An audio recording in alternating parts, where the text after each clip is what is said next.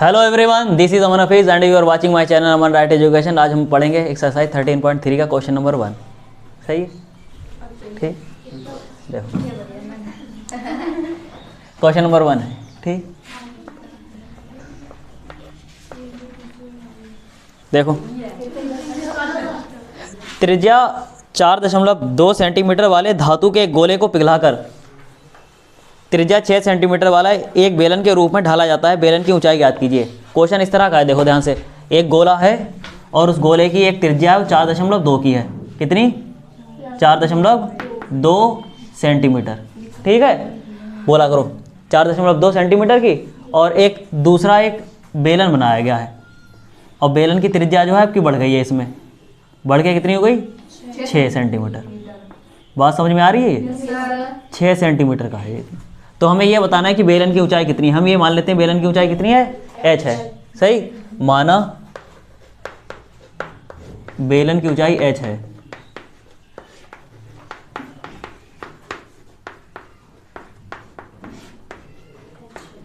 h है।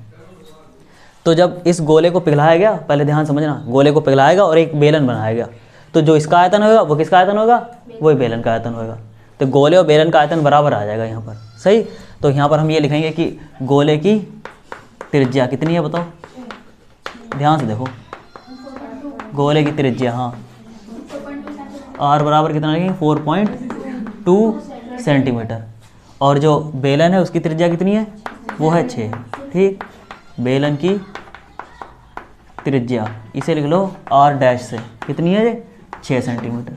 इतना समझ गए? अब हम लिखेंगे गोले का आयतन, क्योंकि दोनों के आयतन बराबर हैं। एक ही धातु है, उस धातु को पिघला कैसे करा गया। सही, गोले का आयतन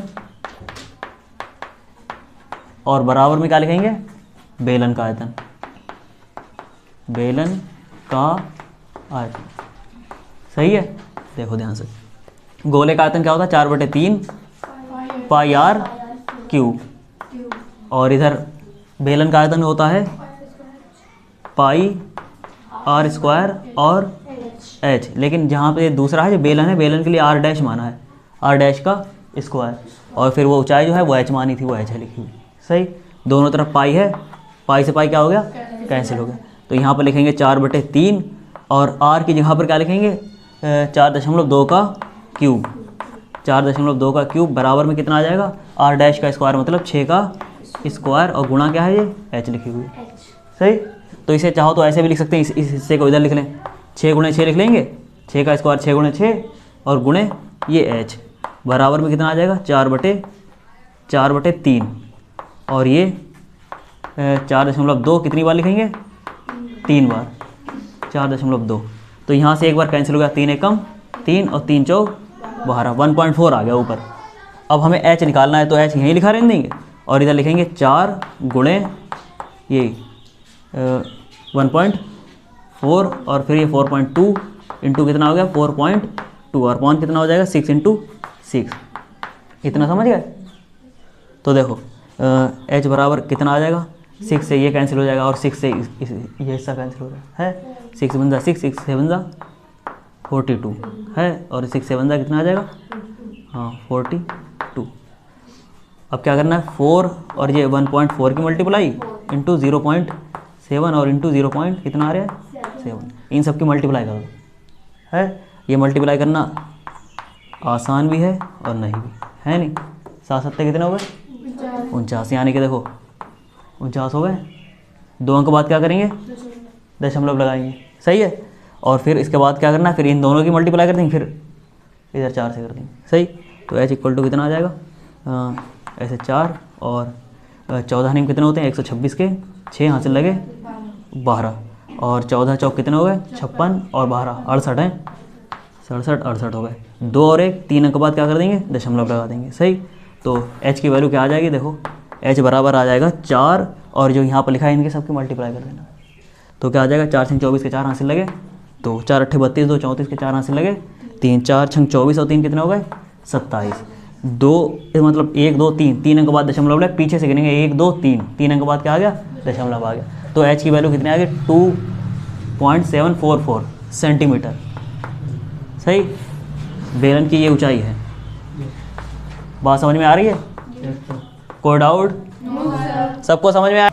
are you ready? Yes sir.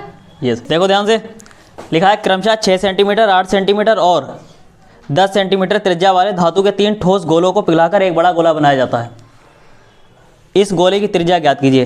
तो ऐसा है, 3 छोटे गोले हैं, एक की त्रिज्या कितनी है 6 सेंटीमीटर, और दूसरा वाला गोला क्या है, उसकी है, बोला करो, है या नहीं है, 8 सेंटीमीटर। एक और है, उसकी कितनी है 10 सेंटीमीटर की है। तो इस तरह से 3 गोलों को जोड़ दिया गया और एक बड़ा गोला बनाया गया, एक बड़ा सा गोला। सही। उसकी त्रिज्या कितनी है वो क्वेश्चन मार्क है, हमें इसी की त्रिज्या निकालना है। बात समझ में आ रही है? 3 गोले हैं छोटे छोटे, उन्हें पिघलाया गया और पिघला के एक बड़ा गोला बना दिया गया। जो बड़ा गोला है उसकी त्रिज्या निकालना है और छोटे गोलों की त्रिज्याएं दी गई हैं। तो यहाँ पर हम ये लिख रहे हैं, क्वेश्चन नंबर 2 है ये, छोटे गोलों की त्रिज्याएं, छोटे गोलों की त्रिज्याएं। देखो ध्यान से, 3 त्रिज्याएं हैं, तो एक को मान लेंगे R1, R2 और R3। R1 कितना है 6 सेंटीमीटर, R2 कितना है 8 और R3 कितना है 10 सेंटीमीटर। हमें क्या निकालना है, वो बड़े वाले गोले की त्रिज्या। माना बड़े गोले की त्रिज्या कैपिटल R है। बात समझ में आई इतनी? देखो कैसे, तो इन गोलों को पिघला के बनाया गया, तो दोनों के आयतन कैसे हुए, बराबर तो हुए। जब एक चीज़, जैसे इतने चीज़ों को एक बना के दूसरी चीज़ में ढालते हैं तो वो उतने ही आयतन होता है जितना इधर होता है। ठीक, तो इसलिए लिखेंगे बड़े गोले का आयतन, बड़े गोले का आयतन बराबर में क्या आ जाएगा, देखो छोटे गोलों का आयतन, छोटे गोलों का आयतन। अब हमें गोले के आयतन का अगर फार्मूला पता है तो आसान है। गोले का आयतन का फार्मूला क्या होता है, 4/3 और पाई आर क्यूब। अच्छा, इसमें पाई आर क्यूब जो है, इसमें कैपिटल आर मान लेंगे, माना है तो यहाँ लिखेंगे आर क्यूब। और छोटे गोलों का आयतन है, बहुत ध्यान समझना, देखो ऐसे लिखेंगे 4/3 पाई R1 का क्यूब, ये आ जाएगा यहाँ पर। दूसरी तरफ क्या होगा बताओ, 4/3 पाई R2 का क्यूब, प्लस इधर क्या लिखेंगे 4/3 पाई R3 का ये क्यूब। ध्यान से देखो तो 4/3 पाई हर किसी में कॉमन है इधर, तो इधर एक बार ऐसे लिखो 4/3 ये पाई R क्यूब बराबर 4/3 ले लेंगे कॉमन और ये पाई, ब्रैकेट के अंदर क्या बच रहा है बताओ, R1 का क्यूब और ये R2 का क्यूब और प्लस R3 का क्यूब, ये इतना बचा हुआ है। तो 4/3 और पाई, 4/3 और ये पाई, ये दोनों कैंसिल हो गए। क्या बचा, हाँ R क्यूब, R1 का क्यूब, R1 का क्यूब क्या लिखेंगे, हाँ 6 का क्यूब प्लस R2, इसमें क्या है ये सबके क्यूब लिख दो जितने लिखे हैं यहाँ पर, हाँ 10 का क्यूब। तो R क्यूब बराबर कितना आएगा, 6 का क्यूब कितना होता है बताओ, 6 का क्यूब होता है 216। हाँ 6 छंग 36, 36 छंग कितने हो जाएंगे 216, 8 अट्ठे 64, 64 अट्ठे कितने होते हैं 512 प्लस 10 100 और फिर 100 की 10 से मल्टीप्लाई कर देंगे 1000 आ जाएगा। सही है, इन सभी को हमें ऐड करना है। जब इन सबको ऐड करेंगे तो ऐसा है 1000, 1500, 1700, 1700, 16 12 कितने हो गए 28, 1700 कितने आ गए 28। हम लोग जानते हैं 1728 जो होता है 12 का क्यूब होता है 12 का अगर क्यूब कर दें तो यहाँ पर देखो 12 का क्यूब कर दिया गया, 12 का क्यूब कितना आ जाएगा 1728 आ जाएगा। दोनों तरफ देखो घाते कैसी हैं, बराबर हैं। जब इनकी तुलना करेंगे तो R बराबर कितना आ जाएगा, घातों से घाते क्या कैंसिल हुए, बिल्कुल इक्वल है। तो R बराबर कितना आ गया 12, कैपिटल R बराबर यहाँ लिखेंगे 12 सेंटीमीटर। अब बड़े गोले की त्रिज्या कितनी आ गई, हाँ बड़े गोले की त्रिज्या कैपिटल R बराबर 12 सेंटीमीटर। सही है, समझ में आया सबको? Yes sir. कोई doubt? No sir. Any question? No sir.